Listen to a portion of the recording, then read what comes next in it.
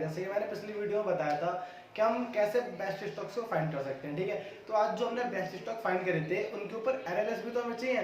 तो आज मैं वीडियो लेके आया हूँ आपको फंडामेंटल एनालिसिस के ऊपर। आप ऐसे बहुत सारे स्टॉक्स को और ज़्यादा स्ट्रांगली फाइंड कर सकते हैं जिसमें कि आप इन्वेस्ट करना चाहते हैं। तो चलिए मैं आपको ले चलता हूँ अपनी कंप्यूटर स्क्रीन पे, आइए। Hello hello hello. तो चलिए मैं आपको ले चलता हूँ अपनी स्क्रीन पे, जैसा मैंने बोला था।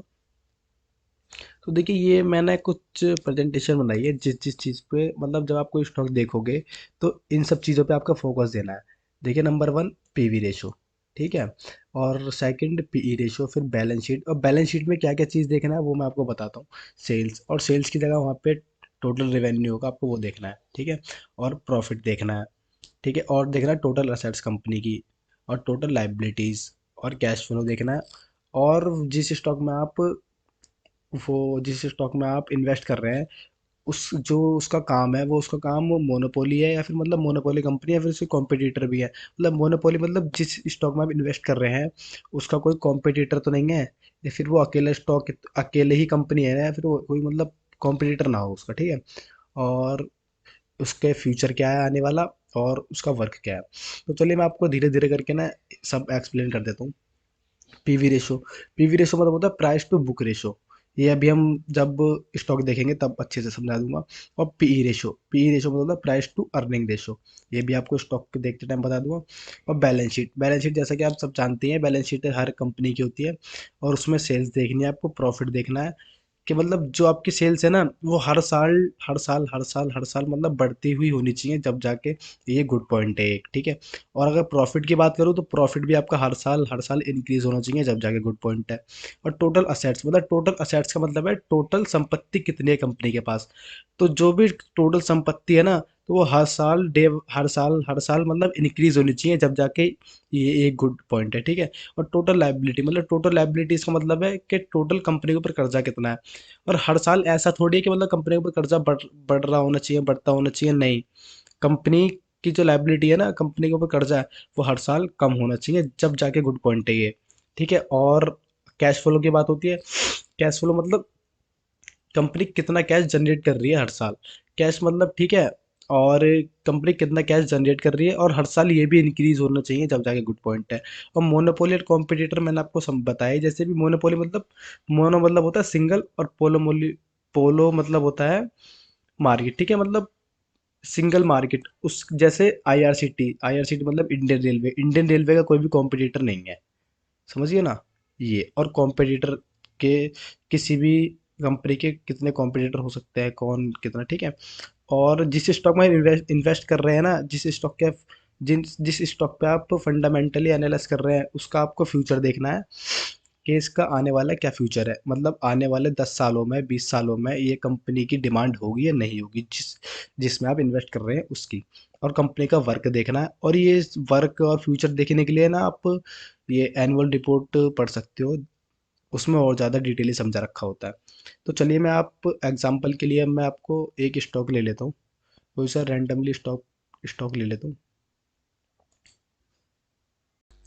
तो मैं देखता हूँ टिकट टैब पे, आप भी देख सकते हैं, कोई नॉर्मल बात है, ये अच्छी वेबसाइट है। अगर आपको कोई स्पेसिफिक स्टॉक देखना है तो यहाँ से सर्च मार के देख सकते हैं, वरना मेरे को तो कोई रैंडमली लेना है, इसलिए मैं यहाँ से स्टॉक स्कैनर से देखता हूँ, ठीक है। कौन सा लूँ, चलो मैं एसबीआई ले लेता हूँ, ठीक है। हो जा, हाँ, एसबीआई मैं बता देता हूँ एग्जांपल के थ्रू, वरना आप और भी बहुत सारे स्टॉक देख सकते हैं, कोई दिक्कत वाली बात नहीं। देखो, जब भी आप कोई स्टॉक खोलोगे ना, सबसे पहले आपको ये चीज़ देखनी है, कंपनी की परफॉर्मेंस। कंपनी की परफॉर्मेंस जो है वो ये देख रहे हो आप, ये लिखा हुआ है एवरेज। कंपनी की परफॉर्मेंस एवरेज मतलब गुड पॉइंट है भी, ठीक है। और अगर हाई होती तो और ज़्यादा बेस्ट होता। और कंपनी की वैल्यूएशन हाई है, ये ज़्यादा गुड पॉइंट है, ठीक है। और ये देख सकते हो आप, ग्रोथ हाई है, प्रॉफिटेबिलिटी ये भी हाई है, गुड पॉइंट ये भी हाई है। मतलब ये जो छोटे छोटे पॉइंट है ना इसके, ये हो गए। और इसके नीचे जो भी है ये छोटे छोटे पॉइंट, ये आपको सब रीड करना है, ठीक है। मैं आपको बता रहा हूँ इसलिए आप रीड कर लेना, ठीक है। और अगर मैं और आगे चलता हूँ थोड़ा सा, तो हाँ, ये देखो, ये लिखा है फाइनेंशियल्स। फाइनेंशियल्स ये आपको कंपनी का काम बताता है यहाँ पर, कि कंपनी क्या काम करती है, कंपनी ये पब्लिक बैंक है, ठीक है। और कंपनी का काम बता देती है कि क्या काम है, मोटा मोटा फाइनेंशियल से, और पब्लिक बैंक है ये, ठीक है। और ये देखो, ये भी देख सकते हो आप, लार्ज कैप। लार्ज कैप का मतलब होता है, हमारे पास बेसिकली तीन तरह के कैप होते हैं। Number one small cap, mid cap और लार्ज कैप।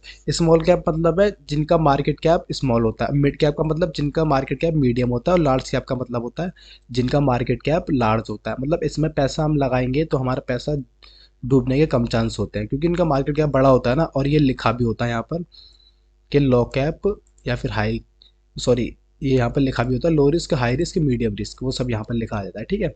आप देख सकते हो। और आप थोड़ा सा नीचे चलोगे तो ये देखो, मैंने बताया था पीई रेशो, पीवी रेशो और डिविडेंड यील्ड। हाँ, कुछ कुछ टर्म मैं ऐसे ऐड करूँगा जो आपको मैंने उसमें नहीं बताई थी पीछे प्रेजेंटेशन में, पर यहाँ पर ऐड कर सकता हूँ मैं, ठीक है ना। और वो सब इंपॉर्टेंट है आपके लिए जानना। तो आइए मैं शुरू करता हूँ पीई रेशो से, ठीक है। पीई रेशो, और पीई रेशो ना हमारा जितना कम होगा उतना बेस्ट है। और किससे पता है? इससे सेक्टर पीई से कम होना चाहिए हमारा पीई रेशो, तब ज़्यादा बेस्ट है। और जितना कम होगा उतना ज़्यादा बेस्ट है। और सेम पीबी रेशो भी ऐसे ही, जितना कम होगा उतना ही बेस्ट है। अगर हमारा पीबी रेशो एक से ज़्यादा है तो ओवर वैल्यू है हमारी, ठीक है। अगर एक से कम है तो अंडर वैल्यू है। और जितना कम होगा ना ये, उतना ही ज़्यादा बेस्ट है। ये भी सेम ऐसे इसी की तरह, ठीक है। और अगर मैं डिविडेंड की बात करूँ तो आपका डिविडेंड जहाँ पे यहाँ देख सकते हो आप, लगभग लगभग 1.5% के आसपास दिखा रहा है। अब आपको मैं एक बात बताता हूँ। देखो, कंपनी अपने रेवेन्यू जनरेट करने के बाद ना शेयर होल्डरों को या तो फिर डिविडेंड देती है, और अगर वो डिविडेंड नहीं देती तो फिर वो अपने स्टॉक्स में ग्रोथ करती है। तो दोनों में से एक काम होता है, ठीक है। और अगर कुछ लोग बोलते हैं कि डिविडेंड ज़्यादा होना चाहिए, कुछ लोग बोलते हैं डिविडेंड कम होना चाहिए, ठीक है। अगर कंपनी डिविडेंड ज़्यादा देगी ना तो वो अपने शेयर में कम ग्रोथ कर पाएगी, और अगर कंपनी डिविडेंड कम देगी तो वो अपने शेयर में अच्छा खासा ग्रोथ कर सकती है। तो आइए, आपके ऊपर डिपेंड है आपको शेयर ग्रोथ चाहिए या फिर डिविडेंड। तो आप यहाँ से देख सकते हो, ठीक है ना। और हाँ, ये यहाँ से देख सकते हो आप, फोरकास्ट रेटिंग। फोरकास्ट रेटिंग मतलब जो इन्वेस्टर होते हैं वो अपने एनालाइज देते हैं कि कितने परसेंट इन्वेस्ट करना चाहिए। मतलब 98% यहाँ पर आप सजेशन दे रहे हैं इन्वेस्टर कि आप स्टॉक को बाय कर सकते हो। 98% मतलब गुड पॉइंट है भी, ठीक है।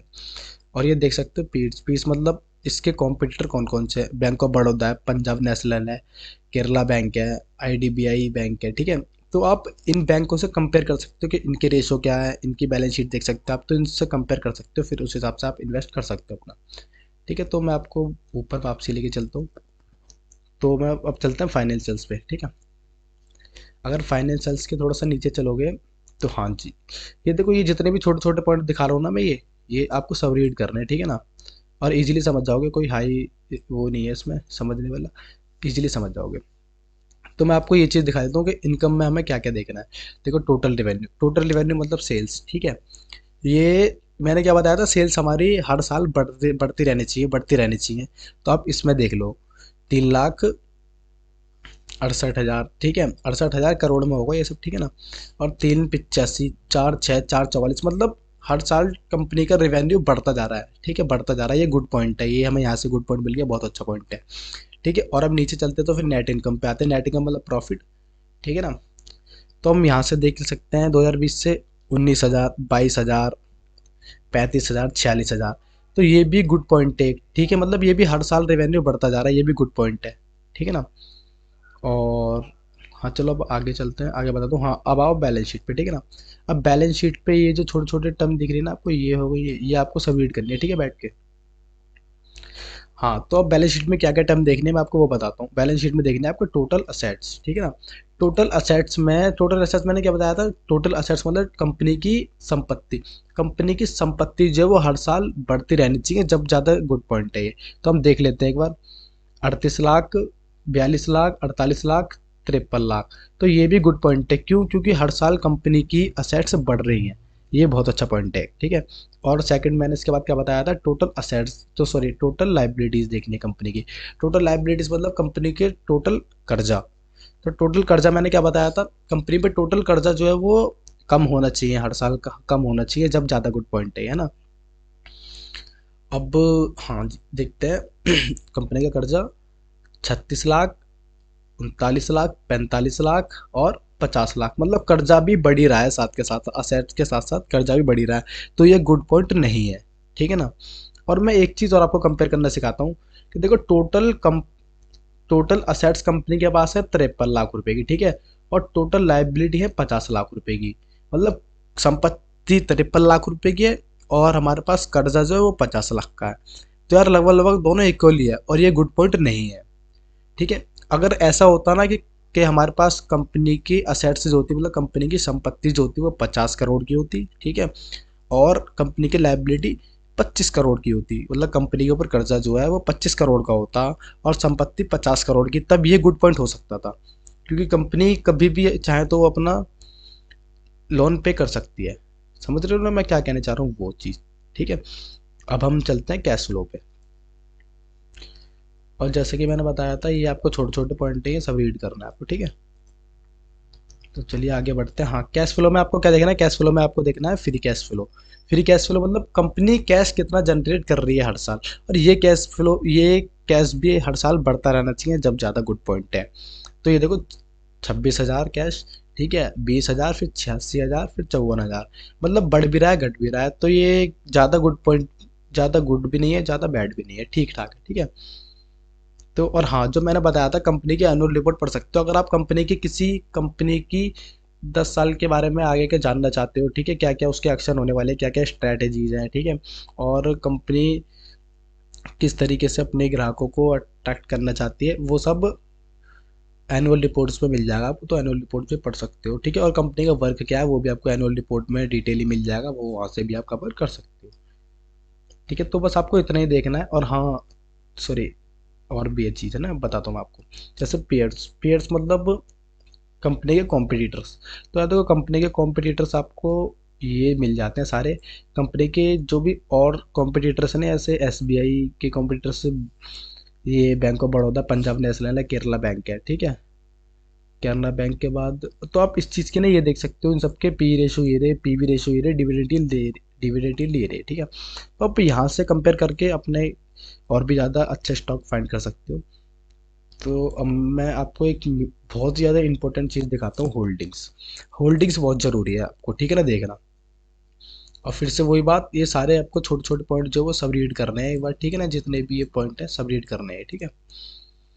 हाँ, तो मैं आपको 2022 की होल्डिंग दिखाता हूँ। और ये बहुत ही ज़्यादा ज़रूरी है कि देखो, जितने ज़्यादा होल्डिंग्स होंगी ना बाहर की कंपनी में या फिर म्यूचुअल फंड में, उतना ही ज़्यादा अच्छा है, ठीक है। देखो, टोटल प्रमोटर ने होल्डिंग लगभग लगभग 57.5% कर रखी है इस कंपनी के अंदर, और म्यूचुअल फंड ने लगभग लगभग 13% के आसपास इस स्टॉक में इन्वेस्ट कर रखा है, और अदर डोमेस्टिक इंस्टीट्यूट्स ने 12% लगभग लगभग इन्वेस्ट कर रखा है एसबीआई ने, और फॉरेन इंस्टीट्यूट ने लगभग लगभग 10% इन्वेस्ट कर रखा है इस स्टॉक के अंदर, मतलब एसबीआई में, और रिटेल एंड अदर्स ने 7% इन्वेस्ट कर रखा है।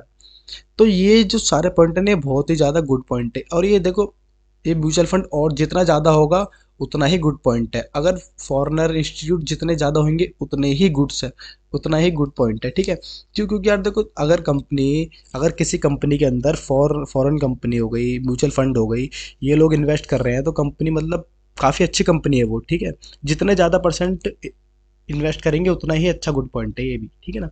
और आप यहाँ से देख सकते हो, सितंबर 2021, दिसंबर 2021, मतलब क्वार्टरली चलता है ना।